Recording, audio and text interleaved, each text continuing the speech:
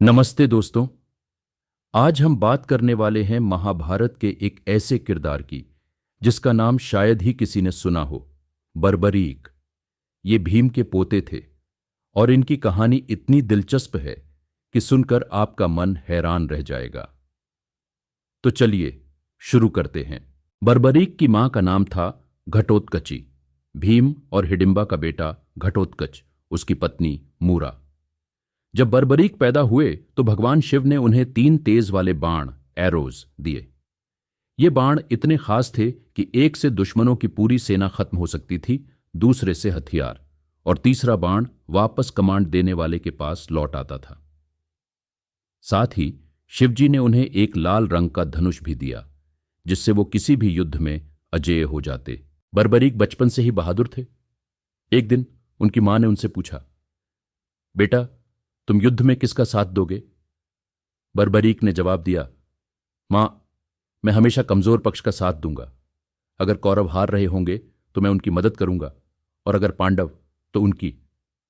यह सुनकर मां ने चेतावनी दी, लेकिन याद रखना, युद्ध में भगवान कृष्ण पांडवों के साथ हैं। उनकी इच्छा के बिना कुछ नहीं होता। जब महाभारत का युद्ध शुरू होने वाला था तो बर्बरीक ने तय किया कि वो अपनी शक्तियों का इस्तेमाल करेंगे। वह लाल धनुष और 3 बाण लेकर कुरुक्षेत्र की ओर चल पड़े। रास्ते में उन्हें एक बूढ़ा साधु मिला।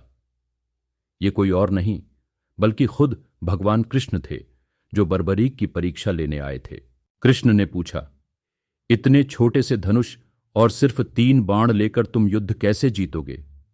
बर्बरीक ने मुस्कुराते हुए कहा, बाबा, मेरे एक बाण से पूरी सेना खत्म हो जाएगी, फिर दूसरा बाण सारे हथियार नष्ट कर देगा। अगर कुछ बच जाए तो तीसरा बाण वापस आकर मुझे बता देगा। यह सुनकर कृष्ण ने एक चाल चली। उन्होंने पास के एक पीपल के पेड़ से सभी पत्ते तोड़कर जमीन पर बिछा दिए और बोले, अगर तुम सच में इतने ताकतवर हो तो इन पत्तों को एक बाण से बींध दो। बर्बरीक ने बाण चलाया और वो बाण हर पत्ते को छेदता हुआ वापस आ गया, लेकिन कृष्ण ने एक पत्ता अपने पैर के नीचे छुपा लिया था। बर्बरीक ने कहा, बाबा, आपके पैर के नीचे एक पत्ता है, उसे हटाइए। यह देखकर कृष्ण समझ गए कि बर्बरीक की शक्तियां असली हैं। कृष्ण ने पूछा, तुम युद्ध में किसकी तरफ से लड़ोगे? बर्बरीक ने अपनी प्रतिज्ञा दोहराई, जो कमजोर होगा उसकी मदद करूंगा। कृष्ण ने समझाया, देखो, युद्ध में ताकत बदलती रहती है। अगर तुम हर बार कमजोर का साथ दोगे तो युद्ध कभी खत्म नहीं होगा, और फिर तुम्हारे बाणों से सभी योद्धा मर जाएंगे। क्या तुम्हें यह मंजूर है? बर्बरीक चुप हो गए। कृष्ण ने आगे कहा, इस युद्ध का मकसद धर्म की स्थापना करना है। अगर तुम सच में धर्म चाहते हो तो मुझे एक दान चाहिए। बर्बरीक ने कहा, मांग लीजिए बाबा। कृष्ण बोले, मुझे तुम्हारा सिर चाहिए।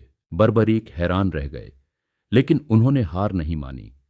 उन्होंने कहा, ठीक है, लेकिन मैं युद्ध देखना चाहता हूं।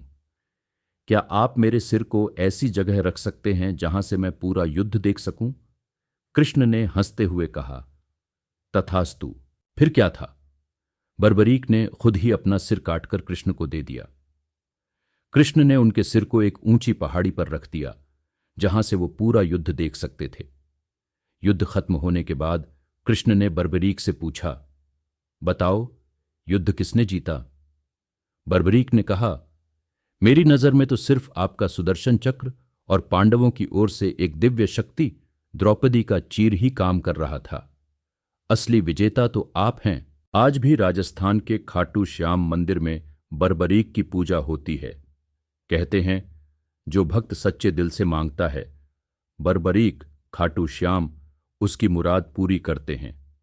उनकी कहानी हमें सिखाती है कि अहंकार और शक्ति से बड़ा धर्म होता है, और भगवान की इच्छा के आगे सब कुछ झुक जाता है।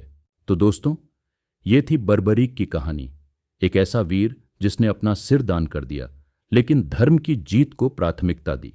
अगर आपको ये कहानी पसंद आई तो चैनल को सब्सक्राइब जरूर करें। मिलते हैं अगली वीडियो में एक और रोमांचक कहानी के साथ।